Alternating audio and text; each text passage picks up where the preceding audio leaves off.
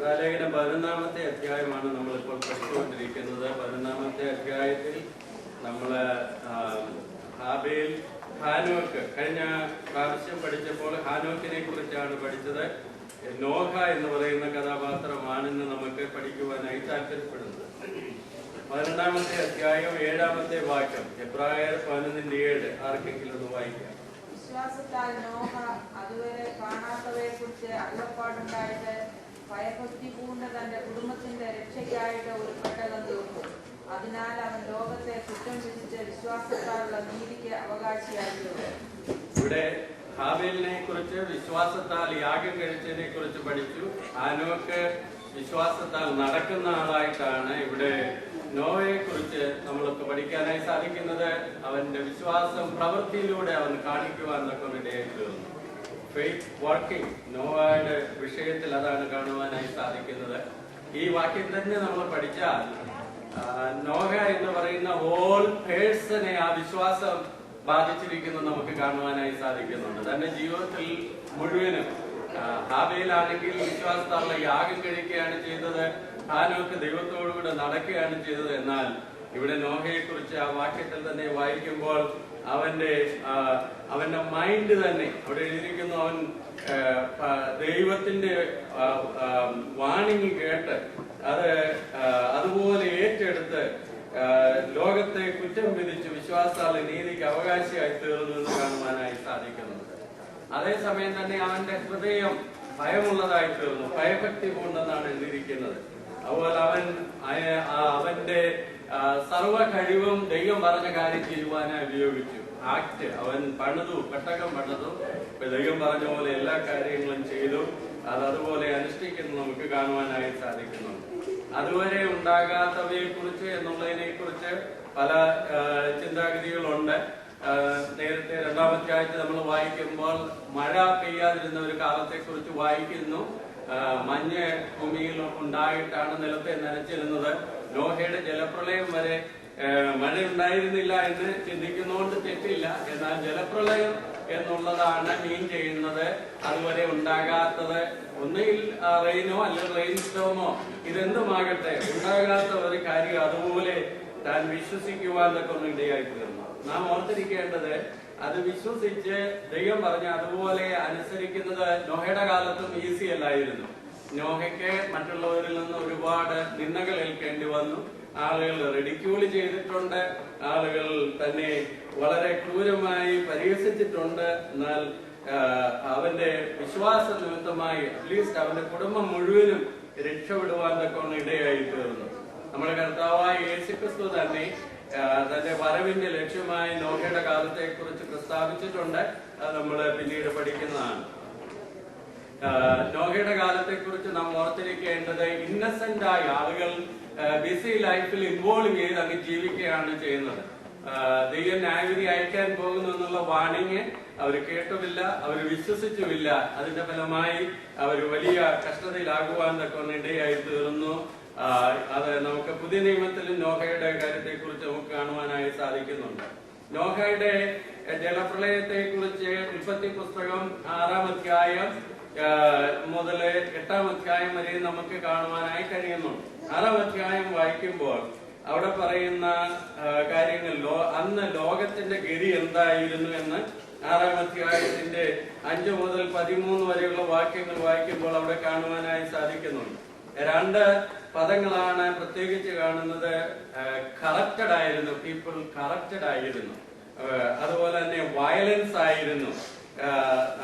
മനുഷ്യര് വളരെ ക്രൂരരായി വളരെ മോശമായി ജീവിച്ചിരുന്ന ഒരു കാലഘട്ടമായിരുന്നു. അതിന്റെ നടുവിലാണ് ഇവിടെ നമ്മൾ വായിക്കുമ്പോൾ 120 സംവത്സരക്കാലം നോഹയ്ക്ക് പെട്ടകം പണിയുവാനും നോഹയ്ക്ക് മറ്റുള്ളവരോട് ന്യായവിധിയെ കുറിച്ച് പ്രസംഗിക്കുവാനുള്ളതായ സമയം കൊടുത്തു എന്ന് നമുക്ക് കാണുവാനായി കഴിയുന്നുണ്ട്. ഈ കാലക്കണക്കൊന്ന് നോക്കിയാൽ കലണ്ടറുകളെല്ലാം ശരിയായ രീതിയിലല്ല. എന്നാൽ ആദാമിനെ ദൈവം സൃഷ്ടിച്ചത് ഇയർ 1 വർഷം എന്ന് നമ്മൾ കണക്കാക്കുകയാണെങ്കിൽ 6-ാം അധ്യായത്തിന്റെ 3-ാം വാക്യം ഇങ്ങനെയാണ് വായിക്കുന്നത്. മനുഷ്യനിൽ എന്റെ ആത്മാ സദാകാലവും വാദിച്ചുകൊണ്ടിരിക്കുകയില്ല, അവൻ ജഡം തന്നെയല്ലോ എങ്കിൽ അവന്റെ കാലം 120 സംവത്സരമാകും എന്ന് അരുളി ചെയ്തു. അപ്പോൾ 120 വർഷക്കാലം നോഹയുടെ കാലത്ത് ദൈവം നോഹയ്ക്ക് കൊടുത്ത് നോഹ അത് പ്രീച്ച് ചെയ്യുവാൻ തക്കവണ്ണം ഇടയായി തീർന്നു. എന്ന് പറഞ്ഞാൽ നമുക്കറിയാം നോഹയുടെ വയസ്സിന്റെ 600-ാമത്തെ വയസ്സിലാണ് ജലപ്രളയം ഉണ്ടായത്. 600-ാമത്തെ വയസ്സിൽ. അപ്പോൾ 120 വർഷക്കാലം പണിയുവാനും പ്രസവിക്കാനും സമയം കൊടുത്തു. അപ്പം ദൈവത്തിന്റെ ഈ ന്യായവിധിയെ കുറിച്ചുള്ള വാണിംഗ് നോഹയ്ക്ക് കിട്ടിയത് അപ്പൊ എത്ര വയസ്സ് കാണും? അങ്ങനെയാണെങ്കിൽ 480. നോഹയ്ക്ക് 480 വയസ്സ് ആകുമ്പോഴാണ് സംഭവിച്ചത് എന്ന് കാണുവാനായി സാധിക്കുന്നു. ആദാം മുതൽ നോഹയുടെ ജനനം വരെ ആ കാലക്കണക്ക് കണക്കാക്കുകയാണെങ്കിൽ, ഞാൻ പറഞ്ഞ പോലെ ആദാം എന്ന് പറയുന്നത് 1-ാമത്തെ വർഷമായി കണക്കാക്കിയാൽ 1056-ലാണ് നോഹ ജനിക്കുന്നത്. പിതാക്കന്മാരുടെ വയസ്സൊക്കെ അവിടെ രേഖപ്പെടുത്തിയിട്ടുണ്ടല്ലോ. 1056-ാമത്തെ വയസ്സിലാണ് ജനിക്കുവാൻ തക്കൊണ്ട് ഇടയായി തീർന്നത്. അങ്ങനെയാണെങ്കിൽ ആദാം അതിനെ ദൈവം സൃഷ്ടിച്ചതിന് ശേഷമായി ജലപ്രളയം അല്ലെങ്കിൽ നോഹയ്ക്ക് ന്യായവിധിയെ കുറിച്ചുള്ള വാണിംഗ് കിട്ടുന്നത് അല്ലെങ്കിൽ ജലപ്രളയം ഉണ്ടാകുന്നത് ജലപ്രളയത്തെ കുറിച്ചുള്ള വാണിംഗ് കിട്ടുന്നത് 1536-ലാണ്. 1536. അതിനുശേഷമായി 120 വർഷക്കാലം കണക്കാക്കുമ്പോൾ ആദാമിന്റെ സമയം മുതൽ പ്രളയം ഉണ്ടായത് 1656 വർഷം കഴിഞ്ഞിട്ടാണ്. 1656 വർഷം കഴിഞ്ഞിട്ടാണ് പ്രളയം ഉണ്ടാകുവാൻ തക്കം ഇടയായി തീർന്നത്. പിന്നെ നമ്മൾ ആ കാലക്കണക്കിനോട്ട് വായിച്ചു വരുമ്പോൾ ഇത്രാം മാസം ഇത്രാം തീയതി എന്നൊക്കെ നമുക്ക് ഉൽപ്പത്തി പുസ്തകത്തിൽ കാണുവാനായി കഴിയുന്നുണ്ട്. 1657-ലാണ് നോഹ പെട്ടകത്തിൽ നിന്ന് വെളിയിൽ ഇറങ്ങുവാൻ തക്ക ഇടയായി തീർന്നത്. ആ കാലക്കണക്കൊക്കെ നമ്മളൊന്ന് കണക്ക് കൂട്ടി പഠിച്ചാൽ അതിൽ പല കാര്യങ്ങൾ നമുക്ക് മനസ്സിലാക്കുവാൻ തക്ക കഴിയുന്നതാണ്. നമുക്ക് നോഹയുടെ പെട്ടകത്തെ കുറിച്ച് ഇനി അല്പം കൂടെ പഠിക്കാനായിട്ട് ആഗ്രഹിക്കുന്നു. ഒന്ന്, ഇതൊരു ദൈവത്തിന്റെ രക്ഷയുടെ നിഴലായിട്ടുള്ള കാര്യമാണ്. ടൈപ്പായിട്ട് അതിനെ പഠിക്കുവാനായിട്ട് കഴിയുന്നുണ്ട്. നോഹയുടെ പെട്ടകം, നോഹയുടെ പെട്ടകത്തിന്റെ അളവ് പറയുന്നത് മുഴം എന്ന് അല്ലെങ്കിൽ ക്യൂബിക് എന്ന് ഇംഗ്ലീഷിൽ വായിക്കുന്നു. അത് അന്നത്തെ തച്ചുശാസ്ത്രം അനുസരിച്ച് ശരിയായ അളവ് എത്ര ആണെന്ന് ആർക്കും പറയാനായിട്ട് കഴിയത്തില്ല. ഒരു പക്ഷെങ്കിൽ 24 ഇഞ്ച് ആയിരിക്കാം ചില കണക്കനുസരിച്ച്, 18 ഇഞ്ചാണ് ചില കണക്കനുസരിച്ച്. 24 ഇഞ്ച് വെച്ചാണെന്നൊരിയില് മൊത്തം നമ്മൾ കണക്കാക്കിയാൽ അവിടെ നോഹയുടെ പെട്ടകത്തിന്റെ അളവ് നോക്കുമ്പോൾ 600 അടി നീളവും 100 അടി കിളരും 60 അടി വീതിയും ഉള്ളതായ 100 അടി വീതിയും 60 അടി ഉയരവും ഉള്ളതായ പെട്ടകമാണ് പണിയുവാൻ തക്കൊണ്ട് ഇടയായി തീർന്നത്. ഇനി 18 ഇഞ്ച് വെച്ചാണെന്നൊരിയില് 450 അടി നീളം, 75 അടി വീതി, 45 അടി ഉയരമുള്ളത്. നമ്മളൊന്ന് വിഭാവന ചെയ്താൽ ഒരു വലിയ ഒരു പ്ലേ ഗ്രൗണ്ടിന്റെ വലുപ്പമുള്ളതായ വലിയൊരു സൗധമാണ് ദൈവം പ്ലാൻ ചെയ്തുണ്ടാക്കി കൊടുത്തത്. അപ്പോൾ ഒന്നാമതായിട്ട് ഇത് രക്ഷയ്ക്ക് നിദർശനമായി നിൽക്കുന്ന ഒന്നാണ് ഈ നോഹയുടെ പെട്ടകം എന്ന് പറയുന്നത്. അതിൽ ഒന്നാമത് നമുക്ക് ചിന്തിക്കുവാനായി സാധിക്കുന്ന പെട്ടകത്തിന്റെ അളവും പെട്ടകത്തിന്റെ അകത്തും പുറത്തും കീൽ തേക്കണം, വാതിലുണ്ടാക്കണം. പ്ലാൻ എല്ലാം ആരാ ഉണ്ടാക്കിയത്? ദൈവം ഉണ്ടാക്കിയത്, മനുഷ്യനല്ല, നോഹയല്ല ഉണ്ടാക്കിയത്. അപ്പോൾ മനുഷ്യന്റെ രക്ഷയ്ക്കുള്ള മാർഗം ദൈവമാണ്. മാനുഷികമായ യാതൊരു പ്രവൃത്തിയുമല്ല ഉണ്ടായിരിക്കുന്നത്, ദൈവത്തിന്റെ പ്ലാനാണ് എന്ന് നമുക്ക് കാണുവാനായി സാധിക്കുന്നുണ്ട്. ഇനിയും ഈ പെട്ടകത്തെ കുറിച്ച് എഴുതിയിരിക്കുന്നു. ഗോഫർ മരം കൊണ്ട് പെട്ടകം ഉണ്ടാക്കണം. സൈപ്രസ് ഗോഫർ മരം, തടി കൊണ്ട് പെട്ടകം ഉണ്ടാക്കുക എന്ന് പറഞ്ഞാൽ നമ്മുടെ കർത്താവായ യേശുക്രിസ്തുവിന്റെ മനുഷ്യത്വത്തെയാണ് അത് കാണിക്കുവാനായി സാധിക്കുന്നത്. Humanity of our Lord Jesus Christ, that is the wood representing. ആ പെട്ടകത്തെ കുറിച്ച് വേറൊന്ന് നമുക്ക് കാണുവാനായി സാധിക്കുന്നത്, സാധാരണ നമുക്കെല്ലാം അറിയാവുന്ന പെട്ടകം യേശുക്രിസ്തുവിന്റെ നിഴലാണെന്ന് പഠിക്കുന്ന ഒരു പ്രധാന വിഷയമുണ്ട്. ആർക്കെങ്കിലും പറയാമോ എന്താന്ന്? പാസ്റ്റർമാരല്ലാത്തവർക്ക്. പെട്ടകം യേശുക്രിസ്തുവിന്റെ നിഴലാണ്, രക്ഷയ്ക്ക് നിദർശനമാണ് എന്നുള്ളതാണ് നമ്മൾ പഠിച്ചുകൊണ്ടിരിക്കുന്നത്. വേറെ ഒന്ന് ഞാൻ പറഞ്ഞു, ദൈവമാണ് പ്ലാൻ ചെയ്തത്, മനുഷ്യനല്ല. രണ്ടാമത് പറഞ്ഞു ഇത് തടി യേശുക്രിസ്തുവിന്റെ മനുഷ്യത്വത്തെയാണ് കാണിക്കുന്നത്. ഇനി ഏതെങ്കിലും ഒന്ന് പലതുണ്ട് എന്ന് പറയാമോ? ആർക്കെങ്കിലും പറഞ്ഞു, കുഴപ്പമില്ല. പെട്ടകവും യേശുക്രിസ്തു അല്ലെങ്കിൽ പെട്ടകവും ഇരട്ടയും തമ്മിലുള്ളതായ സാദൃശ്യം. സ്നാനം. അല്ല, അത് സ്നാനത്തിന് നിദർശനം പത്രോസിന്റെ ലേഖനത്തിൽ കാണുന്നുണ്ട്. ഇത് രക്ഷയ്ക്ക് എങ്ങനെയായി പെട്ടകവുമായിട്ട് കമ്പയർ ചെയ്യാനായി സാധിക്കുന്നത്? എന്താണ് അതിന്റെ ടൈപ്പ്? ഒരു വാതില്. അതാണ് ഏറ്റവും പ്രധാനമായിട്ടുള്ളത്. ഒറ്റ ഒരു വാതിലേ ഉള്ളൂ. രക്ഷയ്ക്ക് ഒറ്റ ഒരു മാർഗമേ ഉള്ളൂ, ഒറ്റ ഒരു വാതിലേ ഉള്ളൂ. അത് കർത്താവായ യേശുക്രിസ്തു ആകുന്ന വാതിലല്ലാതെ വേറെ യാതൊരു മാർഗവുമില്ല. ഇന്ന് ക്രിസ്ത്യൻസ് അഭിമാനിക്കുന്നവര് പോലും, വലിയ പ്രസംഗകര് പോലും യേശുക്രിസ്തു മാത്രമല്ല എന്ന് പറഞ്ഞു പിടിപ്പിക്കാനായിട്ട് ശ്രമിക്കുന്നത് നമുക്ക് കാണുവാനായി സാധിക്കുന്നുണ്ട്. എന്നാൽ രക്ഷയ്ക്ക് ഒരു മാർഗമേ ഉള്ളൂ, ഒരു വാതിൽ മാത്രമേ ഉള്ളൂ ഈ ന്യായവിധിയിൽ രക്ഷപ്പെടാൻ. അത് കർത്താവായ യേശുക്രിസ്തുവാണ്. പെട്ടകത്തിന്റെ ഒരേ ഒരു വാതിൽ, only one door, one way to salvation, that is Jesus Christ.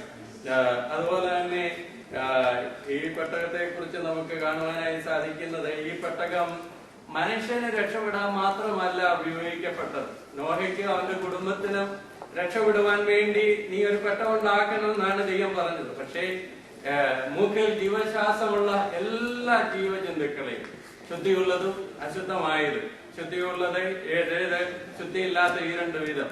അപ്പോൾ മനുഷ്യന്റെ വീണ്ടെടുപ്പിന് വേണ്ടി യേശുക്രിസ്തു ക്രൂശിൽ മരിച്ചതുകൊണ്ട് മനുഷ്യന് മാത്രമല്ല വീണ്ടെടുപ്പ് ഉണ്ടാകുന്നത്, ഭൂമിയിലെ സകല ജീവജാലങ്ങൾക്കും മനുഷ്യന്റെ വീണ്ടെടുപ്പിനോടുകൂടി വീണ്ടെടുപ്പ് ലഭിക്കുകയാണ് ചെയ്യുന്നത്.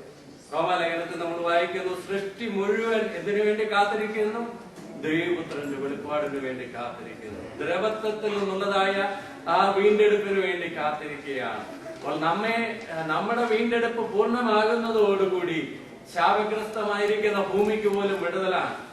പെട്ടകത്തിൽ നോഹയും കുടുംബവും മാത്രമല്ല, അതുപോലെ തന്നെ മറ്റ് ജീവജന്തുക്കൾ രക്ഷപ്പെട്ടതുപോലെ യേശുക്രിസ്തുവിന്റെ വീണ്ടെടുപ്പിന്റെ ശുശ്രൂഷ നിമിത്തമായി മനുഷ്യജാതിക്ക് മാത്രമല്ല സൃഷ്ടിക്ക് മുഴുവൻ ഉദ്ധാരണം ലഭിക്കുവാൻ തൊക്കെ ഇടയായിത്തീരുന്നതാണ്. നമ്മുടെ കർത്താവായ യേശുക്രിസ്തു മരണത്തിൽ നിന്ന് അല്ലെങ്കിൽ കല്ലറയിൽ നിന്ന് ഉയർത്തെഴുന്നേറ്റ് പുറത്തേക്ക് വന്നതുപോലെ ന്യായവിധിയാകുന്ന വെള്ളത്തിലൂടെ പെട്ടകത്തിൽ നിന്ന് നോഹ പുറത്തേക്ക് വരുവാൻ തൊക്കെ ഇടയായി തീർന്നു. വേദപുസ്തകമൊക്കെ നമ്മൾ പഠിക്കുമ്പോൾ ദൈവം പുതിയ ഒരു കാര്യം സ്ഥാപിക്കുമ്പോൾ അല്ലെങ്കിൽ പുതിയ ഒന്ന് ചെയ്യുമ്പോൾ പഴയതിനെ ഇല്ലാതെയാക്കുന്നത് നമുക്ക് കാണുവാനായി സാധിക്കുന്നുണ്ട്. ഇതുപോലെയാണ് ചെയ്തത്. പഴയതെല്ലാം ദൈവം മാറ്റിയിട്ട് ഒരു പുതിയ ലൈഫ്, ഒരു പുതിയ ജീവിത രീതി ദൈവം നോഹയ്ക്ക് കൊടുക്കുവാൻ തൊക്കെ ഇടയായി തീർന്നു. നോഹയുടെ ജീവിതത്തിലെ നമ്മൾ ശ്രദ്ധിച്ചു നോക്കിയാൽ എല്ലാ കാര്യത്തിലും ദൈവത്തെ അനുസരിക്കുന്നതിൽ താൻ വളരെ ഫെയ്ത്ത്ഫുൾ ആയിരുന്നു എന്ന് കാണുവാനായി സാധിക്കുന്നുണ്ട്. നമ്മുടെ കർത്താവായ യേശുക്രിസ്തു ഭൂമിയിലായിരുന്നപ്പോൾ പിതാവിന്റെ ഹിതം അതുപോലെ പൂർണ്ണമായി നിറവേറ്റുവാനായി താൻ വരുവാൻ തൊക്കെ ഇടയായി തീർന്നു. ഇതാണ് നമുക്ക് കാണുവാനായി സാധിക്കുന്നത്. നോഹയുടെ പെട്ടകത്തെ കുറിച്ച് നമ്മൾ പഠിക്കുമ്പോൾ പ്രാവചനികമായി പല കാര്യങ്ങളും നമുക്ക് ഈ പെട്ടകത്തിൽ നിന്ന് കാണുവാനായി സാധിക്കുന്നുണ്ട്. പ്രൊഫറ്റിക്കലി നമുക്ക് നമ്മുടെ കർത്താവ് തന്നെ പറഞ്ഞു. കർത്താവ് പറഞ്ഞ വാക്യം ഞാൻ നമ്മെ ഓർപ്പിച്ചുവല്ലോ. ലൂക്കോസ് വിശേഷം 17-ാം അധ്യായം 26-ാമത്തെ വാക്യം ഒന്ന് വായിക്കാം. ലൂക്കോസ് 17:26. നോഹയുടെ കാലത്ത് സംഭവിച്ചതുപോലെ മനുഷ്യപുത്രന്റെ നാളിലും ഉണ്ടാകും. നോഹയുടെ കാലത്ത് സംഭവിച്ചതുപോലെ മനുഷ്യപുത്രന്റെ നാളിലും ഉണ്ടാകും. നോഹ പെട്ടകത്തിൽ കടന്ന നാൾ വരെ അവർ തിന്നും കുടിച്ചും വിവാഹം കഴിച്ചും വിവാഹത്തിന് കൊടുത്തും പോന്നു. ജലപ്രളയം വന്നു അവരെ എല്ലാവരെയും മുടിച്ചു കളഞ്ഞു. മത്തായി സുവിശേഷം 24-ാം അധ്യായം 37 മുതൽ 39 വരെയുള്ള വാക്യങ്ങളിൽ ഇത് തന്നെ നമുക്ക് കാണാം. മാത്യു 24:37-39.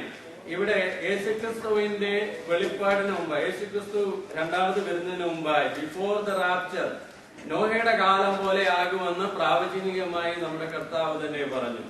നോഹയുടെ കാലവും ഇന്നത്തെ നമ്മുടെ പ്രസന്റ് കണ്ടീഷനും തമ്മിൽ വലിയ വ്യത്യാസമൊന്നുമില്ല. നോഹയുടെ കാലം പോലെ തന്നെ ആയിരിക്കുകയാണ്. ചില വാക്യങ്ങൾ നമുക്ക് വായിക്കാൻ ഞാൻ പറഞ്ഞല്ലോ. ഉൽപ്പത്തി പുസ്തകം 6-ാം അധ്യായത്തിലാണ് തുടങ്ങുന്നത്. ഒന്ന്, പോപ്പുലേഷൻ എക്സ്പ്ലോഷൻ അല്ലെങ്കിൽ മൾട്ടിപ്ലിക്കേഷൻ. ഉൽപ്പത്തി പുസ്തകം 6-ാം അധ്യായത്തിൽ തുടങ്ങുന്ന ഇങ്ങനെയാണ്: മനുഷ്യൻ ഭൂമിയിൽ പെരുകി തുടങ്ങി എന്നാണ് എഴുതിയിരിക്കുന്നത്. ഇന്നത് നമുക്ക് വളരെ കാണുവാനായി സാധിക്കുന്നുണ്ട്. പ്രത്യേകിച്ച് ലോക രാജ്യങ്ങളെ നോക്കുമ്പോൾ ഇന്ത്യയും ചൈനയുമാണ് അതിന് മുന്നിൽ നിൽക്കുന്നത്. എത്രമാത്രം പദ്ധതികളും പരിപാടികളും ഗവൺമെന്റ് കൊണ്ടുവന്നിരുന്നാലും പോപ്പുലേഷൻ എക്സ്പ്ലോഡ് ചെയ്തുകൊണ്ടിരിക്കുകയാണ്. നോഹയുടെ കാലം പോലെയുള്ള ഒരു കാലത്താണ് നാം ആയിരിക്കുന്നത്. അതുപോലെ തന്നെ നമുക്ക് വേറൊന്ന് കാണുവാൻ സാധിക്കുന്നത്, എല്ലാ രീതിയിലുള്ളതായ കറപ്ഷനും നിറഞ്ഞിരിക്കുന്ന ഒരു ലോകമാണ് ഇന്ന് നമ്മുടെ മുമ്പിൽ നമുക്ക് കാണാൻ കഴിയുന്നത്. 5-ാം വാക്യത്തിൽ എഴുതിയിരിക്കുന്നു: ഭൂമിയിൽ മനുഷ്യന്റെ ദുഷ്ടത വലിയതെന്ന്. ദുഷ്ടത എന്നുള്ളതിന് കറപ്റ്റ് എന്നുള്ള വേർഡ് തന്നെയാണ് കൊടുത്തിരിക്കുന്നത്. അവന്റെ ഹൃദയവിചാരങ്ങളുടെ നിരൂപണമൊക്കെ എല്ലായ്പ്പോഴും ദോഷമുള്ളതത്ര എന്നും യഹോവ കണ്ടു. നമ്മള് ന്യൂസ് ഒക്കെ ഒന്ന് ശ്രദ്ധിച്ചു നോക്കിയാൽ മനുഷ്യന്റെ ദുഷ്ടത എത്ര ഭയങ്കരമാണ്. നമ്മുടെ ചിന്തയ്ക്ക് പോലും ഗ്രഹിക്കാൻ കഴിയാത്ത രീതിയിലാണ് മനുഷ്യന്റെ ദുഷ്ടത ഭൂമിയിൽ പെരുകിക്കൊണ്ടിരിക്കുന്നത്. എല്ലാ രീതിയിലുള്ളതായ ദുഷ്ടത വർദ്ധിച്ചുകൊണ്ടിരിക്കുന്ന ഒരു കാലഘട്ടത്തിലാണ് നാം ജീവിക്കുന്നത്. നോഹയുടെ കാലം പോലെ തന്നെ മനുഷ്യപുത്രന്റെ നാളും ആകുമെന്ന് കർത്താവ് പറഞ്ഞ അതുകൊണ്ടാണ്. 11-ാമത്തെ വാക്യം 36-11-13 വായിക്കുമ്പോൾ 11-ാമത്തെ വാക്യത്തിൽ എന്നാൽ ഭൂമി ദൈവത്തിന് മുമ്പാകെ വഷളായി, ഭൂമി അതിക്രമം കൊണ്ട് നിറഞ്ഞിരുന്നു. കറക്റ്റഡായി എന്ന് മാത്രമല്ല, വേറെ ഒരു കാര്യം കൂടെ വയലൻസ്. അതിക്രമം കൊണ്ട് നിറഞ്ഞിരിക്കുന്നു. ദൈവം ഭൂമിയെ നോക്കി അത് വഷളായി എന്ന് കണ്ടു. സകല ജഡവും ഭൂമിയിൽ തന്റെ വഴി വഷളാക്കിയിരിക്കുന്നു. മനുഷ്യന്റെ വയലൻസ് എത്ര വലിയതാണ്. ഇന്ന് നാം നോക്കിയാൽ, എവിടെ നോക്കിയാലും ഭയത്തോടുകൂടെ മാത്രമേ നമുക്ക് നോക്കുവാൻ കഴിയുള്ളൂ. ഒരു മനുഷ്യനെ കൊല്ലുന്നതിന് ആർക്കും മടിയില്ലാത്ത ഒരു കാലഘട്ടത്തിലേക്ക് വന്നിരിക്കുകയാണ്.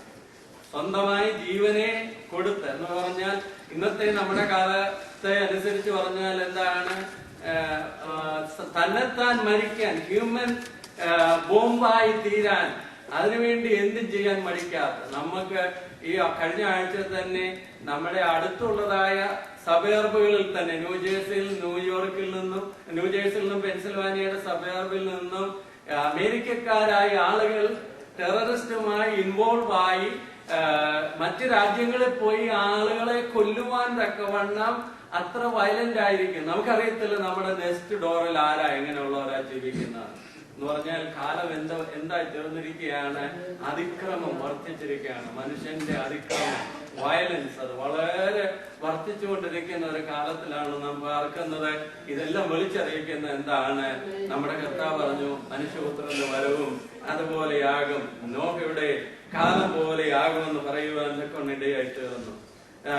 ഉൽപ്പത്തി പുസ്തകം 4-ാം അധ്യായത്തിലേക്ക് വരുമ്പോൾ 4-ാം അധ്യായത്തിൽ 16 മുതൽ 22 വരെയുള്ള വാക്യങ്ങൾ വായിക്കുമ്പോൾ ഖൈന്റെ തലമുറയുള്ളത് ആൾക്കാർ, ഞാൻ കഴിഞ്ഞ പ്രാവശ്യം ഹാനോക്കിനെ കുറിച്ച് പറഞ്ഞപ്പോൾ പറഞ്ഞതാണ്, അവിടെ അവരെ വളരെ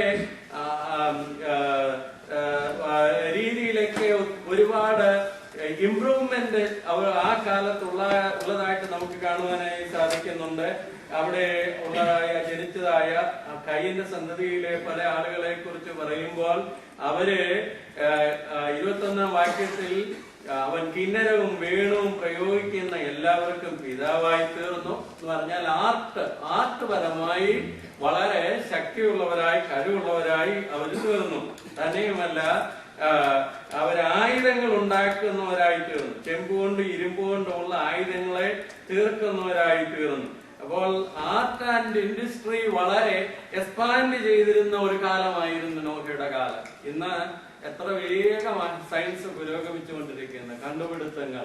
അത് ഇനിയും പുരോഗമിക്കാനുണ്ട് എന്ന് പറഞ്ഞാൽ അതിന്റെ അർത്ഥം മനുഷ്യപുത്രന്റെ വരവ് വളരെ അടുത്തു എന്നുള്ളതാണ്. 24-ാം അധ്യായത്തിന് തന്നെ, ഉൽപ്പത്തി 4-ാം അധ്യായത്തിന് തന്നെ 23-24 വാക്യങ്ങളൊക്കെ വായിച്ചാൽ അവിടെ ലാമക്ക് എന്ന് പറയുന്ന ഒരു ദുഷ്ടനായ മനുഷ്യൻ, ആ മനുഷ്യന്റെ പറച്ചിലുകൾ, എഴുത്തുകൾ അല്ലെങ്കിൽ പാട്ടുകളൊക്കെ കേട്ടാൽ അവിടെ എഴുതിയിരിക്കുന്നത് ഒരു മനുഷ്യനെ കൊല്ലുന്നതിന് ഒരു മടിയില്ല. കൈന് വേണ്ടി 7 ഇരട്ടി പകരം കൊടുക്കുമെങ്കിൽ 77 ഇരട്ടി പകരം കൊടുക്കും.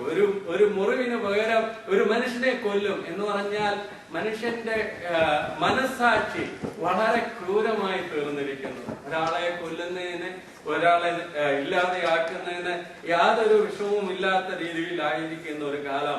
ഇതാണ് നോഹയുടെ കാലം. അതുപോലെയുള്ള ഒരു കാലഘട്ടത്തിലാണ് നാം ആയിരിക്കുന്നത്. അതിന്റെ മധ്യത്തിൽ നാം ഓർത്തിരിക്കേണ്ടത് ഉൽപ്പത്തി പുസ്തകം 6-ാം അധ്യായത്തിന്റെ 8 മുതൽ ഉള്ള വാക്യങ്ങൾ വായിക്കുമ്പോൾ അവിടെ മനുഷ്യപുത്രന്റെ കാലം എന്ന് പറയുന്നത്, അവിടെയുള്ള മനുഷ്യരുടെ കാലം എന്ന് പറയുന്നത് വളരെ വയലൻസ് ആയി കറപ്റ്റഡ് ആയിട്ടുള്ള കാലം. എന്നാൽ 8-ാം വാക്യത്തിൽ വായിക്കുകയാണ്, എന്നാൽ നോഹയ്ക്ക് യഹോവയുടെ കൃപ ലഭിച്ചു. നോഹയുടെ പാരമ്പര്യം എന്തെന്നാൽ നോഹ നീതിമാനും തന്റെ തലമുറയിൽ നിഷ്കളങ്കനുമായിരുന്നു. നോഹ ദൈവത്തോടു കൂടെ നടന്നു. ഇത്രമാത്രം അതിക്രമവും ഇത്രമാത്രം ദുഷ്ടതയും മനുഷ്യന് വർദ്ധിച്ചതിന്റെ നടുവിലും നോഹ മാത്രമല്ല, അവരുടെ കുടുംബം മുഴുവനും ദൈവത്തോടു കൂടെ നടക്കുവാൻ, ദൈവത്തിന്റെ സന്നിധി നിഷ്കളങ്കരായിരിക്കാൻ ഇടയായി തീർന്നു. അവന് ദൈവകൃപ ലഭിച്ചു. എപ്പോഴും പാപം പെരുകിയിരിക്കുന്ന ലോകത്തിൽ ദൈവത്തോട് ചേർന്ന് നടക്കുന്ന ആളുകൾ മൈനോറിറ്റി ആയിരിക്കും, വളരെ ചുരുക്കമായിരിക്കും. എന്നാൽ അതിന്റെ നടുവിലും ദൈവം കൃപ പകർന്ന് നടത്തുന്ന ദൈവമാണ്. അതുകൊണ്ട് നമ്മുടെ ജീവിതത്തിൽ ഈ ദുഷ്ടലോകത്തിൽ കൃപ പ്രാപിച്ച് ജീവിക്കുവാൻ നമുക്കിടയാകേണ്ടത് ആവശ്യമാണ്. നോഹയുടെ കാലത്തെ കുറിച്ച് വേറെ കാര്യം നാം ഓർത്തിരിക്കേണ്ടത്, അത് സാക്ഷ്യത്തിന്റെ സമയം കൂടെ ആയിരുന്നു. Day of witness. നോഹയുടെ കാലം സാക്ഷ്യത്തിന്റെ സമയമായിരുന്നു. നോഹ 120 വർഷക്കാലം പ്രസംഗിച്ചെനക്കുകയും ആർക്കും ഒരു മനസാന്തരം വന്നില്ല. പക്ഷേ നോഹ പ്രസംഗിക്കുന്നതിനും മുമ്പേ തന്നെ ഒരാൾ പ്രസംഗിക്കാൻ തുടങ്ങി. കഴിഞ്ഞ പ്രാവശ്യം നമ്മൾ ചിന്തിച്ചാണ് ഹാനോക്ക്. യൂദായുടെ പുസ്തകത്തിൽ എഴുതിയിരിക്കുന്നു, ഹാനോക്ക് പറയുകയാണ്, ദൈവം ന്യായം വിധിക്കാൻ വരുന്നു, 1000 വിശുദ്ധന്മാരോട് വരുന്നു. തന്റെ നേരെ പറഞ്ഞ ഭക്തിവിരുദ്ധമായ കാര്യങ്ങൾ, മനുഷ്യൻ ചെയ്ത നിഷ്ഠൂരങ്ങൾ നിമിത്തം ദൈവം ന്യായം വിധിക്കും, ന്യായവിധി വരുന്നു, ജഡ്ജ്മെന്റ് ഈസ് കമ്മിങ്. അത് ഹാനോക്ക് പ്രവചിച്ച് അന്നേ പറഞ്ഞതാണ്. എന്നിട്ട് പിന്നെ സമയം കൊടുത്തു. ഹാനോക്കിന് ഒരു മകൻ ജനിച്ചു. ആ മകന്റെ പേരാണ് മെഥൂശലേഹ്. മെഥൂശലേഹ് എന്ന് പറഞ്ഞാൽ അർത്ഥം എന്താണ്? അവൻ മരിക്കുമ്പോൾ അതയക്കും. അവൻ മരിക്കുമ്പോൾ അതയക്കും. 1656 BC അലയം പറയുന്നു. ആദാം മുതൽ 1656, മുമ്പ് നമ്മൾ പഠിച്ചല്ലോ, ആദാം മുതൽ നോഹയുടെ 600ാമത്തെ വയസ്സെന്ന് പറയുന്നത് 1656 മെഥൂശലേഹ് മരിച്ചത് 1656 1656 ജലപ്രളയം ഉണ്ടാകുവാൻ തക്കം ഇടയായി തീർന്നു. വേദപണ്ഡിതന്മാര് പറയുന്നത് ഇങ്ങനെയാണ്, ഏറ്റവും കൂടുതൽ വർഷം ജീവിച്ചിരുന്നത് മെഥൂശലേഹ് 969 വർഷക്കാലം. ദൈവത്തിന്റെ കൃപ കൊണ്ട് ദൈവം ആ മെഥൂശലേഹിന്റെ ആയുസിനെ അങ്ങ് നീട്ടി കൊടുക്കുക ചെയ്തത്. അടിച്ച് നീട്ടി 969 ആക്കി. എന്തിനു വേണ്ടിയാ? വല്ലവിധത്തിലും മനുഷ്യനൊന്ന് നന്നാകണം, മനുഷ്യനൊന്ന് രക്ഷിക്കപ്പെടണമെന്ന്. പക്ഷേ ആ വാണിംഗ് കേൾക്കുവാൻ, അതിന് ചെവി കൊടുക്കുവാൻ മനുഷ്യന് കഴിയാതെ പോയി. ആ ജഡ്ജ്മെന്റിനെ കുറിച്ച് അവരാരും ശ്രദ്ധ കൊടുത്തില്ല എന്ന് നമുക്ക് കാണുവാനായി സാധിക്കുന്നുണ്ട്.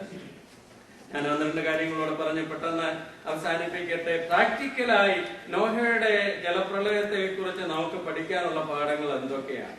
ഒന്ന്, നാം ഓർത്തിരിക്കേണ്ടത്, ദൈവം പറയുകയാണ് മനുഷ്യന്റെ ദുഷ്ടത വലുതാണ്, അവന്റെ അതിക്രമം ഭയങ്കരമേറിയതാണ്, അവന്റെ ഹൃദയം എപ്പോഴും ദോഷമുള്ളതാണ്, ദൈവം അത് നിമിത്തം ദുഃഖിച്ചു എന്നാണ് എഴുതിയിരിക്കുന്നത്. അപ്പോൾ നാം ഓർത്തിരിക്കേണ്ടത്, ദൈവം പാപത്തെ പണിഷ് ചെയ്യുന്ന ദൈവമാണ്. God, our God is the God who punishes the sin. ഇന്ന് പാപം എത്ര ഭയങ്കരമായി വർദ്ധിച്ചുകൊണ്ടിരിക്കുകയാണ്.